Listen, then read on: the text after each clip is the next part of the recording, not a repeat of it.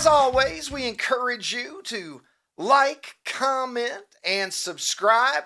This, of course, as you've heard me say before, is a show by the people, for the people. And you, my friends, are my people. So jump in, comment, let us know what you're thinking. Participate in our community because that is, in fact, just the way we like it. In today's program, after 3 weeks of excitement, the Why Not Tournament championship game is here. Yeah, that's right. A good night's sleep versus the last day of school. Two things that we all love, but which one is better? We're going to find out today, and I've got questions. There's a goose and a giant rabbit spotted at Major League games this weekend. We're going to get to the bottom of that.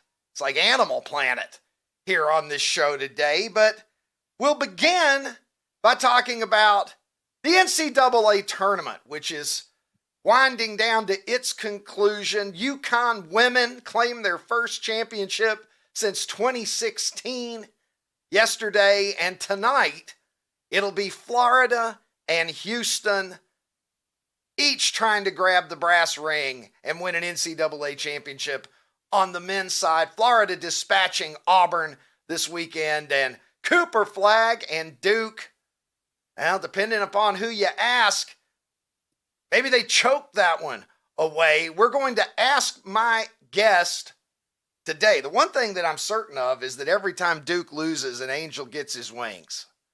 Daddy, teacher says every time Duke loses, an angel gets his wings. Well, that's right, sweetheart. That's right. That's right, Zuzu. Let me tell you something. Duke losing never, ever will get old for me. And I now welcome to this program the resident college basketball expert that we have on about once a week. He is the host of Don't At Me on OutKick every weekday morning at 9 a.m. Eastern Time. He is, of course, the pride of Indiana, the great Dan Dakich. Dan, how are you, brother? You know what? I got home at 3 o'clock in the morning last night from a weekend trip with my son and a bunch of dudes to Vegas, and I couldn't be better. I won a lot of money. I got a lot of tan. Didn't get much sleep, but I don't care. I'm talking to the great Ricky Cobb. Let's do this. Dan, what do you think here about this weekend of basketball activity we had? Florida beats Auburn, and then Houston, improbably. I had Houston in 6.5 points and some money riding on this thing. I spent the entire game just hoping that I would cover, and then I look up, and holy shit, these kids won. What did you think of that? One field goal for Duke in the last 10.5 minutes, and suddenly Houston's into the finals. You know, I was with you. I had them at 5.5, so I did lie. I did go down. I took Houston and I took Florida. I hit them both. But for the Houston game, I was doing what you – all right, just get it within 5. Get it to 5, and let's move it along. You know what, Ricky, I've always said this about Wisconsin, the University of Wisconsin with Bo Ryan and Dick Bennett, and this the same applies to Houston. You can get hot defensively. In basketball, Ricky – people think getting hot is hitting jump shots. People think getting hot is, I'm in the zone. They think that's on offense, and it certainly can be. But defensively, you got your guy. That's when you're hot defensively, like he can't beat me. And what ended up happening was in 5 spots, basically Houston could guard their own guy. And when you do that, man, you go on these runs, and that's what Houston did. Houston didn't shoot the ball worth a damn for most of the game, and then the second half they did. But when they got locked in, the game changed, and next thing you know, you're tightening up on shots. You're not loose. You're not relaxed. And on offense for Houston, when I know I'm kicking the guy's ass and I'm guarding, my offense lightens up. I relax because I know I got this other end covered. And that's why I like Houston tonight, Ricky. I'm going to take Houston. I'll take a point. And we'll figure it out later. But I just think no matter what happens in the game, there's going to be a stretch where Houston gets 6, 7, 8 stops in a row because that's what they do, and I'm buying it. I'm buying Houston tonight. Man, I think I am too. I've got to decide how much money I want to put on them because they scared the bejesus out of me for about 30 minutes on Saturday, Dan. But then I got to thinking about it. I'm like, look, man, they didn't even play that well. And they just took down the Wooden Award winner and Duke. And I'm thinking, I think they got a better performance than that in them on Monday night. So I'm inclined to agree with you. But they got a deal with Walter Clayton Jr. To do that. And he has become, Dan, I don't know if you saw this or not, but I thought this was quite interesting. He is the first player in NCAA tournament to have back-to-back 30-point games, Elite Eight or later, since Larry Joe Bird in 1979. It's been a minute. So, Cooper Flagg, all right, you got past that obstacle. Now you got Walter Clayton Jr. in Florida. How does Houston clamp down on this kid? You know what? Whatever Calvin Sampson determines is going to make him uncomfortable. And I'll tell you what I mean by that. Maybe he doesn't like being double-teamed. Maybe I'll give you three absolutes on him. If he gets a ball screen, you're trapping the ball screen. That's an absolute. If he gets a screen, you're going over the top of the screen. You're never going under a screen on Walter Clayton Jr. And the third thing is kind of simple, but you know what? Not really. You got to stay locked in for 2 dribbles, meaning he's a guy that can go by you. He doesn't seem to be the quickest. He's shooting the ball like crazy, but he can go by you with a fast, quick second dribble. A lot of guys are quick off the first dribble. He's quick off the second dribble. So I'm trapping him. I am not letting him come off a ball screen with any oxygen whatsoever. I'm going over every single screen. If I go under a screen on Walter Clayton Jr., then I got to take the guy that went under the screen out because he is lethal. And then, you know what? You got to stay locked in a stance for 2 or 3 dribbles sometimes going to the basket. I got to believe this, Ricky. I got to believe at some point, man, if you can do something that Larry, Joe, and anybody, nobody's done, which is go 3 straight games of over 30. If he does that, hell, Florida's going to win. Florida's going to win by double digits. He gets 30, Florida will win by double digits. But I got to believe, man, that this team, Houston, is so locked in. Their guards are strong. They're quick. I think they'll be locked in pretty good against it. Then the other thing you got to do is you better find this guy in transition.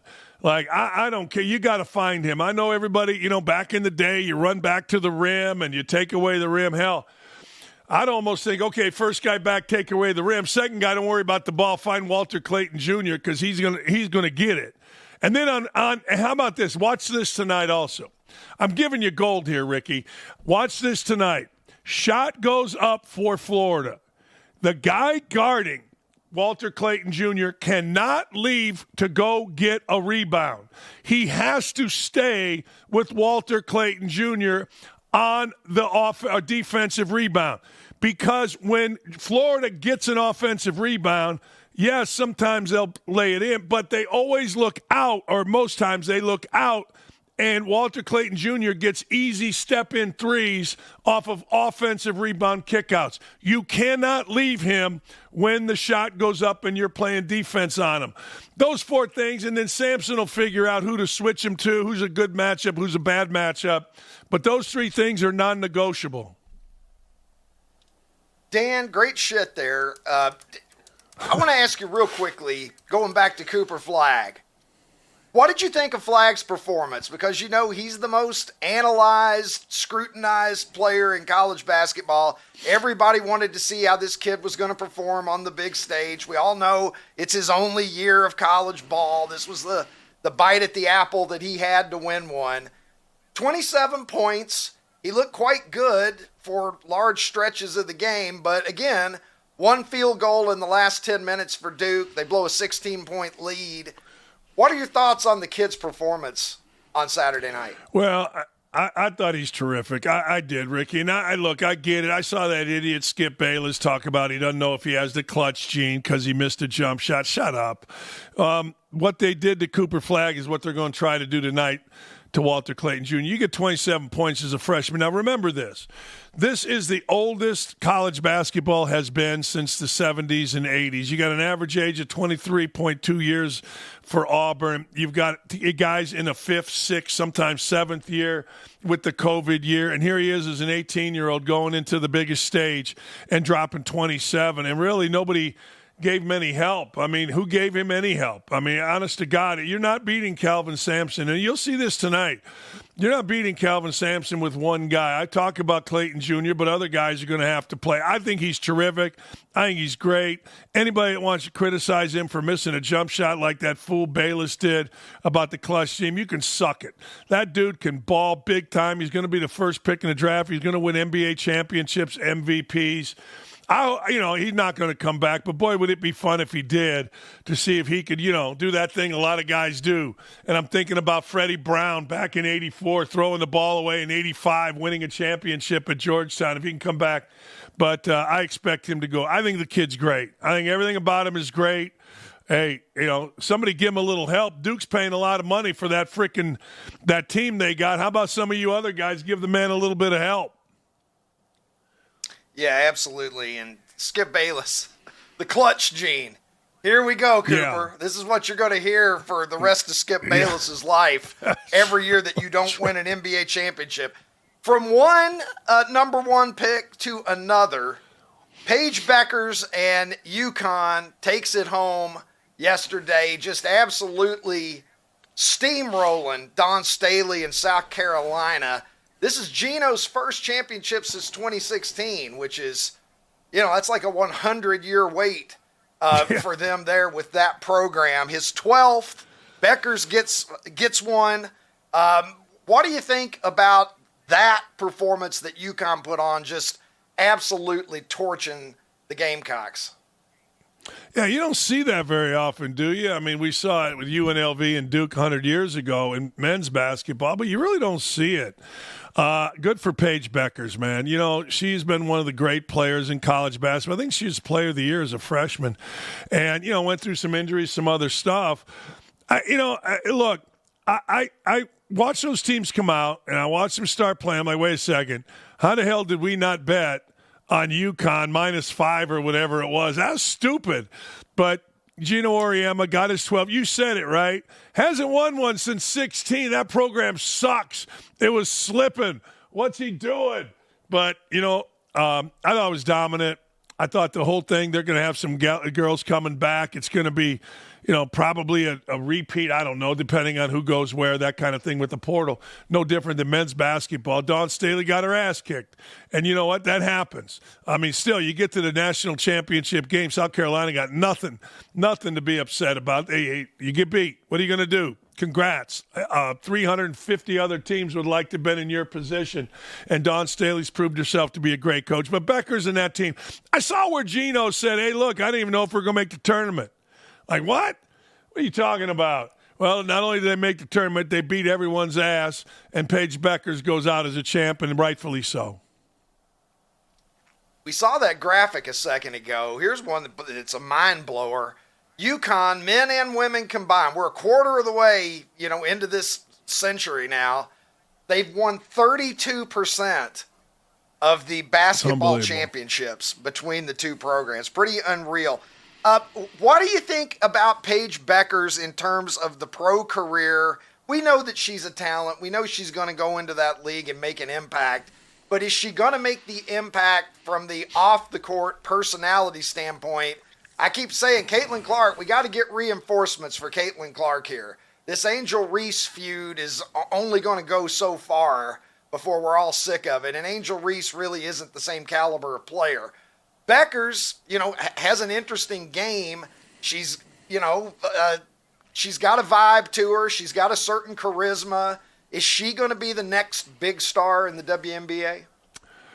Well, they're going to try that. I guarantee it. But we've seen her game before. And this is what I've said. You can break down Caitlin Clark however you want. She's a white girl, straight girl, whatever you want to say. But the bottom line is people of all sexes and races love her game because it's different. You know, it's flashy. It's Steph Curry. It's step-back jumpers, behind-the-back no-look passes. Paige Beckers has all that, but it doesn't have the same flair. So I agree with you. She's going to have an impact, Ricky, without question. She's a terrific player. They are going to try, whoever they is, advertising firms, networks, whatever, to make her into Caitlin Clark. But when you watch the games, and that's what really sold for Caitlin Clark. You watch a game and you're enamored. Like I've said this before, Ricky, I went to Caitlin Clark's game, and you just find your eyes focused on her. And maybe it's the same thing with Paige Beckers, but I keep saying this. We've seen that game. We've seen Diana Taurasi, or we've seen Tamika Catchings. We've seen really good players like her. I didn't see anything in Caitlin Clark. I hope so. I'm with you. Hey, man, I do an indie radio show, and it gives us something to talk about when the Fever are good and Caitlin Clark's great and she's got competition.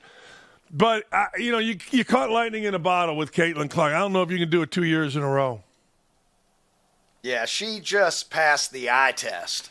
I mean, she did more. She obliterated the eye test. She scored a perfect 1,600 SAT on the eye test because nobody cared about her stats. It was like, hey, wait a minute, rewind that video. I want to see what that girl from Iowa just did again. And it's true, singular. Speaking of passing the eye test, Dan, before you get out of here, this Dan Dakich action figure certainly passes the eye test. Can we get a look at this thing? Evil Knievel and $6 million man can slide right on over because there's a new sheriff in town. It is the Dan Dakich action figure. Take me. And by the way, there, Dan, I want to compliment you on how ripped your action figure is. You obviously haven't been skipping any gym days there. Yeah, I look like I'm getting ready to sell some hardware. That's what I'm looking like I'm doing. Hey, I got nails over here. You know what I mean? Yeah, I don't know where that came from. Some guy posted that on social media, and it was a little bit frumpy. The first one, I hit him up. I go, yo, give me some arms. So I guess whoever does it, put it in there. But I swear to God, I saw it, and I'm like, Ace is the place for the helpful hardware, man. That's what I saw when I saw that. Like, My car battery's dead. Yeah. Can you help me, Dan? Hey, go to AutoZone. Yeah, go to AutoZone. I'm behind the counter today. Come on, say hello. Yeah. All right, Dan, my man, you have convinced me to lay down some scratch on the Houston Cougars tonight with the words of wisdom. We appreciate it as always, my brother. Thank you, my friend. He is the great Dan Dakich. Catch his show every day, Monday through Friday, 9 a.m. Eastern Time, right here on OutKick, right before we come on the air. And from one great, from a great Indiana resident to the pride of Ohio, let's welcome in now the international streaming star who joins me from Nashville, Tennessee. He is, of course, Ronnie T-Shirts. And Ronnie, welcome to the program, my brother. We both made it back safely to our normal locations. You had a little further to go from Wrigleyville. Just a little bit. Back home than I did. But, dude, how much fun was it last Friday out at Roadhouse 66? Ryan Dempster and Fergie Jenkins dropping by to see us. All the fine folks out there, good eats. It was a blast, man. I was sad. I was sad that we had to part, Ron. Yeah, I was just telling Jared before the show, this is going to be like I got to fly business class one time on a vacation, and then it's back to coach. And this is what it feels like now. It's because it was so much fun, and it was so comfortable, and there's no delay when we're sitting next to each other. So when we do this show, it's just awesome when we're sitting next to each other. But here, we got a little bit of a delay. We don't see each other's nonverbal communication as much. And so it's going to get, I have to get readjusted to this is my normal. But it was, I don't know the last time I had that much fun, dude. Doing the show from a distance, it's like using a condom. Isn't it, Ron? You just lose a little sensation. Is that what you're telling me, basically? Dude, between we just raw dogged Wrigleyville. Yeah, between you and Dakich, I mean, holy crap, is he just the gift that keeps giving? I mean, he's the outdoor sex guy. The no hooker stuff. No, just in case you were wondering, no hooker stuff. No hooker stuff. Actually, wasn't thinking about that, Dan. But now that you brought it up, now it's crossing my mind. No, of course not. I just want to get our action figures on the same workout plan that Dan got his on. Right. You know, did you see those arms? Did you see the quads legs bulging from the quads and the calves? Yeah. Yeah. It's action figure Dakich is absolutely not skipping leg day. We know that. Yeah. Not at all. Ronnie, let's talk a little bit of NCAA tournament here. It was nice to see the dream. Did you see Hakim Olajuwon there in the building? After the game, I guess there was some confusion. He wasn't allowed to go out and join the celebration. Can you imagine being the asshole security guy that stops the 7-foot-tall Nigerian dude because you're not going to let him out on the court? Like, it doesn't occur to you. You don't know who he is. I'm still going to say he's the best Houston player in the building on Saturday. Get this motherfucker a uniform. I tweeted that when I was frustrated, worried that I wasn't going to cover the 6.5. I was like, can we get Olajuwon back out there again for the last 6 minutes of this game? Maybe flip it around. Shake. Everybody gets to play 6 or 7 years now anyway. Can we get this guy one more half of eligibility? Magic Johnson also in the building, Ron. And I had a tweet about him that just kind of took off. You know, I tweet many things. You never know which ones are going to take off. Sometimes I'm surprised. This thing ended up getting over 1 million views, I think. What odds could you have gotten in 1991 on Magic Johnson will be alive in 2025 and the most jovial, healthy-looking motherfucker in every room he enters? Magic just lights up every room that he's in. He seems like he's the happiest. Maybe that's what thinking you've received a death sentence in your early 30s gives you, is some perspective in that way. But Magic is one of the textbook good energy guys, is he not? Absolutely. Do you remember where you were when you found out the news about Magic? Bro, I played fantasy basketball, and I shit you not, I had just traded for Magic the previous week. And it was a carryover league. It wasn't like a 1-year league. You know, it was you keep your team from season to season. I traded like 3 for 1 for Magic Johnson. And then I shit you not, 2 days later, they have the press conference. So I'm going to tell you, I felt sorry. I was like 19 years old. I felt equally sorry for myself and Magic when I heard about it. But in all seriousness, and we can joke about it now because Magic's probably healthier than you and me, you know, but at the time, man, it affected me. It affected me, man, because I was young and suddenly Magic Johnson, I remember assuming, I think a lot of us did, and, you know, I thought he'd be dead within a couple of years. Oh my gosh, yes. Didn't you think he was going to be dead? Absolutely. Like, there are certain singular times in our sports history, our cultural history, where we realize that something special is taking place, and we have to stop and take notice of that. Today is one of those days because, Ron, it's been a 3-week. I mean, I just want to say it's been an amazing run by everyone involved, from the chairman of the selection committee, Jared, to the contributions of yourself and producer Tim every day when we've looked at the matchups. But today is the championship game of the Why Not tournament. Of course, the product of America's poll of the day over at Super 70 Sports.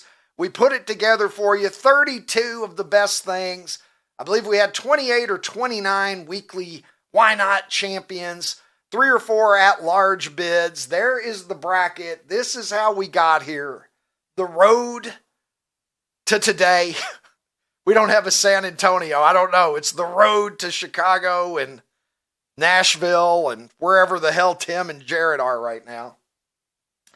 A good night's sleep emerging from the West, taking down, I don't know, let's see what the road was for a good night's sleep. Taking down Sausage Biscuits and Gravy, then taking down Free HBO in the 80s, then in one that looked like it was going to go the other way initially, Susanna Hoffs had an early lead on a good night's sleep. When I first checked that one, it was 51-49 Hoffs, and there were over 1,000 votes in. I thought she was gonna win that. A good night's sleep came back, took her down, and then just rolled past beer. And it wasn't even really very close. It was like 63-37 or something. That's how a good night's sleep got here. Yeah, Skip Bayless said that Susanna Hoffs is not clutch. She doesn't have the clutch gene. Nope. Is what we're hearing. She couldn't finish. Nope. Susanna Hoffs couldn't finish. Over on the east side, let's take a look at the path of the last day of school. I know that that's your favorite, Ron. It was a number 3 seed. Some have criticized Jared that it was only a 3 seed, but I was sort of the assistant selection committee member there, and so I'm going to have to take responsibility as well for people who don't like that seeding. But they got the 3 seed, came out, knocked off Cheers in the first round, then took out Clint Eastwood in the Sweet 16. In the Elite 8, it was Airplane that faced it and then just rolled past Bacon. I think that one was about 60-40, if I'm not mistaken. There you go, 59-41, we'll call it. So not only did the two teams here in the championship game go through some stiff competition to get here, they both took down what a lot of people thought was going to be an inevitable championship game between beer and bacon, Ronnie. It's what we thought when this thing came out, but the more I looked at it, the more I guess I saw what happened in the first couple. It's like no question on my mind that last day of school is going to win this thing. Well, look, here we are. You've been very confident about that. Let's bring in producer Tim. You can't have a championship game without the finest producer in the entire goddamn industry weighing in on it. Tim, I expect it to be close. Break it down for me like Dakich broke down Houston and Florida. Yeah, sorry. I was going back I was on another call with the Lloyd Haskins. We were trying to verify the election results verify the votes from Friday. I don't know, man. While the cat's away, the mice will play. What the hell happened to beer and bacon? I'm running around Wrigley doing stupid shit with a red bat with you, and next thing I know, you guys are trying to tell me that beer and bacon were unseated. I'm not buying it. Well, look, Tim, it's the margin that gets me. If you told me that they were going to lose, I would say, well, I'm surprised, but I could see it happening. But I didn't think that they were both just going to get stomped, which is what happened. Yeah, I don't know. Did everybody in the bar vote on Friday? Was Ron and his wife going around getting everyone to vote? What was going on there? Was Ron knocking on doors, going up and down Wrigleyville? We don't know. My little clipboard. You know, I think what ended up happening here is I talked about this a lot, like with Heather Locklear, is so bacon's amazing, right? And I know a lot of people love beer. I don't, but I do know a lot of people love beer. There are replacements for those things. Like I can have something that's as satisfying as bacon from a food standpoint. But man, the last day of school, like we talked about, there's only 12 of them. There's only 12 last days of school. And it's just so monumental. And a good night's sleep, man, there's not much that I want more than a good night's sleep. So I think what we learned here is that things like actual objects, there's other things that we can replace them with. But things like feelings, good night's sleep, last day of school, It's hard to replace him, What man. are we gonna put in the next? Like, are we gonna have like birth of your first child? I want to pause for. Is that gonna be something that we're gonna put in for next time? Is that the same concept? Birth of your first child? Would that do unexpectedly well? Yeah. What prose, Ron? What prose? What poetry? You're making me remove my glasses and remain. A lot of people think like, I'm just a funny man, but I'm deep, Tim. I'm really deep sometimes. Listen, until you almost like Jack Whitaker at the British Open 40 years ago. Listen, there's only 12 of them. I didn't think of it like that. I didn't think of it like that. There's only 12 of them. So only 12. Only 12. But listen, Dakich talking about a good night's sleep. I'm calling bullshit on that. But listen, maybe there's a dogfight here. Not a lot of votes in just yet, Ricky. We may look to there's rain, so we know that election turnout. There's rain here in the Northeast. There was terrible storms in the Midwest. We know election turnout is down when the weather is bad, so we might need to extend the polls here for another day because we're not seeing a massive turnout thus far. All right, well, let's light the candle. So far. Yeah, 1,000 when we voted. I just hope that we get the close matchup that we deserve here. I would love for it to be competitive. Yeah, we're up to about 5,000 votes. 5,000 votes. So yeah, we're not. Well, if that holds up very much longer, I think we've got our answer. Yeah. Oh, it's going the other way though. Seen anybody? Just by a tiny bit, though. Couple tenths, yeah, just by a tiny bit. Yep. So how many votes do we have in currently? 47, 118. Updated? 47, 118. 48.1. Good night's sleep. 51.9 last day of school. 48-1. Yeah, well, that's so pretty. It's ticking up. All right. It's moving some. If it's within 52-48, I don't think that we can. Write off a good night's sleep just yet. We'll have to keep an eye on this as we go through the afternoon into the evening, and if it's close enough, into tomorrow morning. This is your boy Wrigley Field opening day. What could possibly be better? 45 degrees and overcast. It's a bit brisk, but there's no such thing as bad weather when the Cubs are playing at Wrigley Field. Not even today. We've had such a blast here in Wrigleyville the entire time. If you missed Friday's program, take a look at some of the interesting characters that we met right here on the streets of Wrigleyville. Coming out to the ballpark, you know what? That is what it's all about. Memories. Look at this little cuphead right there with his mom. That's what it's about. Memories, man. When my grandfather brought me out here and me bringing my kids out here, it's about memories, man. Meeting people, meeting guys like you, you know? Memories, man. This is what Wrigley feels about. You are a converted Cubs fan. How long ago was it that you got converted? About 15 years ago. Okay. It was a part of the engagement.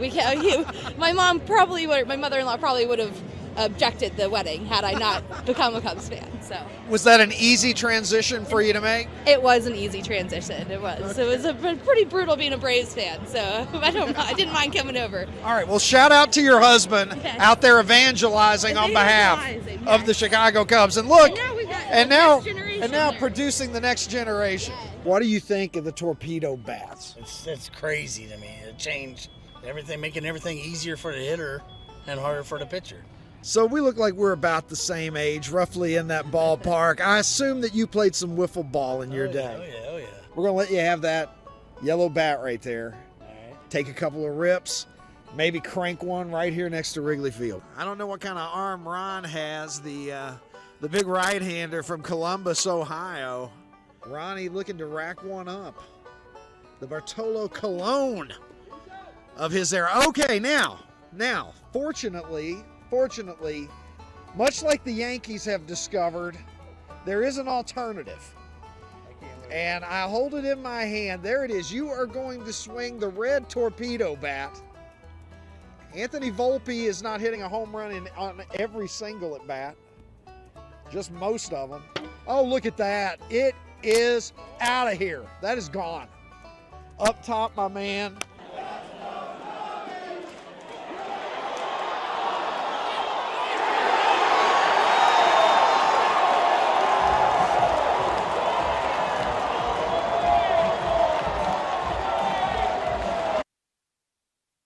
you be nostalgic for something that happened 3 days ago?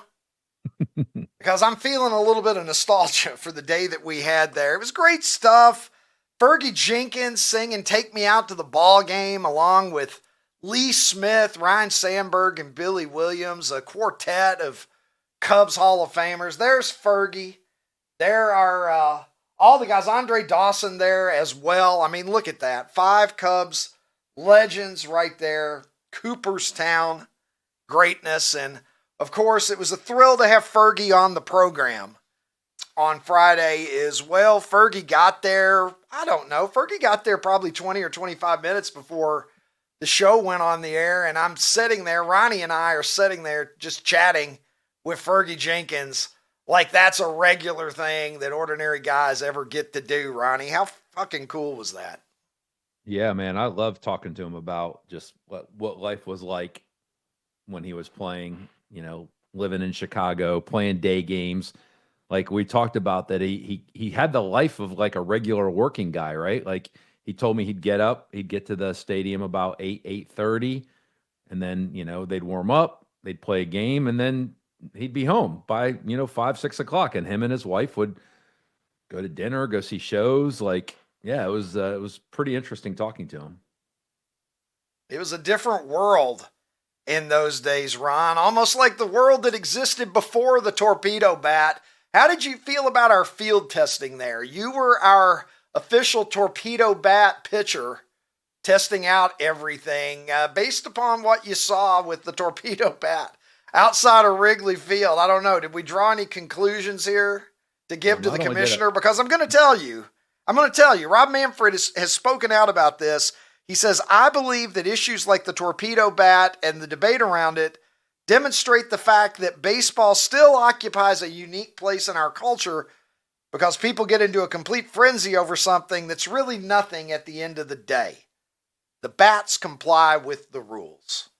So the torpedo bats apparently aren't going anywhere, but those red bats were doing some damage outside Wrigley. I mean, if you can't hit with the red bat, with the fat Albert bat, as I call it, I mean, you suck. Like, you legitimately suck. Really is an advantage. I refused to take it. Tim tried to give me the red bat.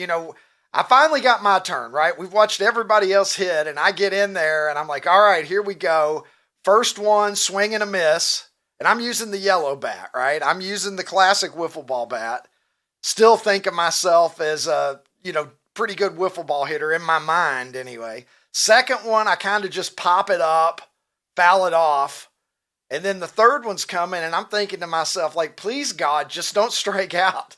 Don't let Ron strike you out on this hallowed ground. And I was able to finally connect with one. But, the red bat makes a difference. It's all in the center of gravity, Ron, or whatever the hell it is that they're talking about.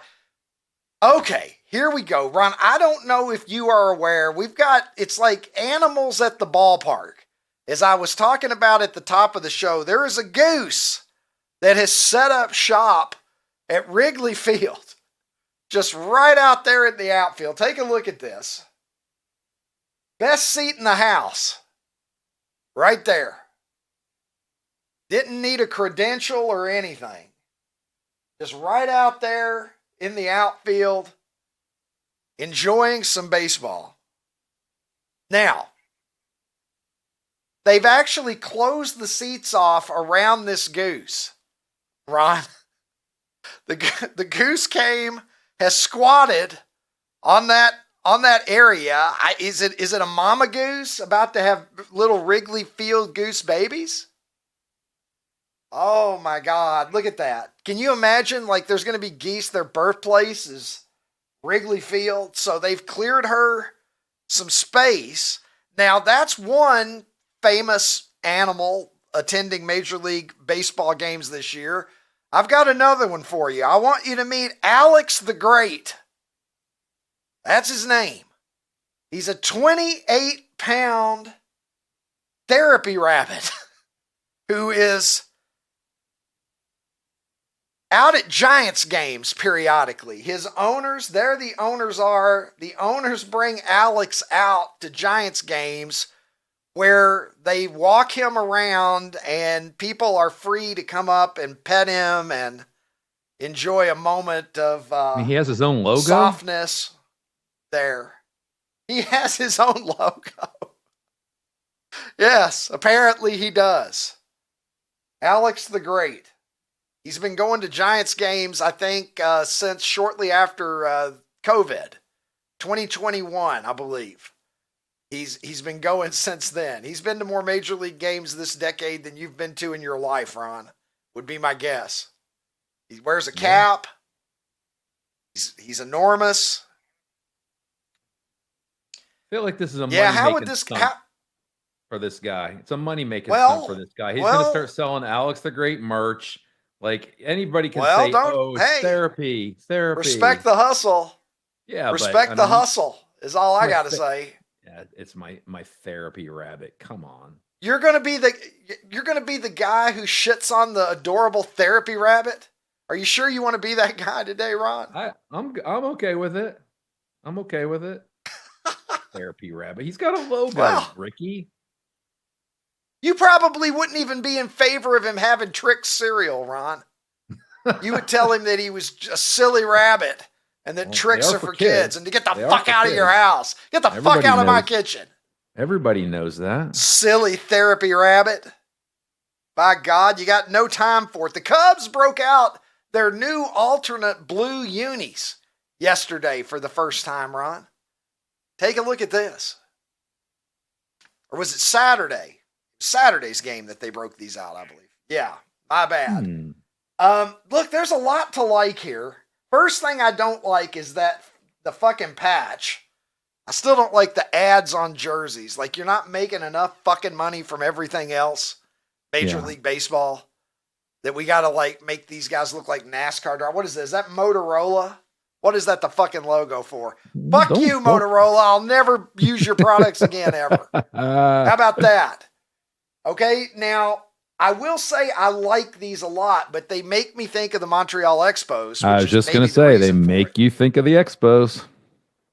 It's the numbers, not just the color, but that number font is reminiscent to me of the Expos. But I will say there's a lot to like here. First of all, huge fan of blue baseball uniforms.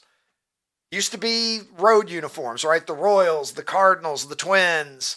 A lot of teams back in the 70s and 80s had those powder blue road unis. This is a home uni, but whatever. Maybe they'll wear it on the road too. I don't fucking know. But I like it, and I love the helmets there. The white front panel. I've always been a fan of baseball caps that have the white front panel, whether we're talking about the old school Expos, whether we're talking about the Atlanta Braves caps back in the era that Hank broke the Babe's record, whether we're talking about the Baltimore Orioles. Always a fan of that. I think these are sharp. Overall, I'm going to give them a 9 out of 10, Ron. What do you think? I give them 4 popcorns, as my girlfriend would say. Yeah, Love I you, like them. sweetheart. I'm a big fan of light blue and red together. Anytime that's a color scheme, which is, that's if you see the Chicago flag, it's light blue and red. So, yeah, I like them. Sharp. Anything that makes me think of the Montreal Expos is pretty good. So if we can combine my other favorite team in Major League Baseball with my favorite team, we're cooking with gas. Hey, OutKick fans on YouTube, if you enjoyed this episode, hit the subscribe button and make your way over to OutKick.com where you can watch the full episode.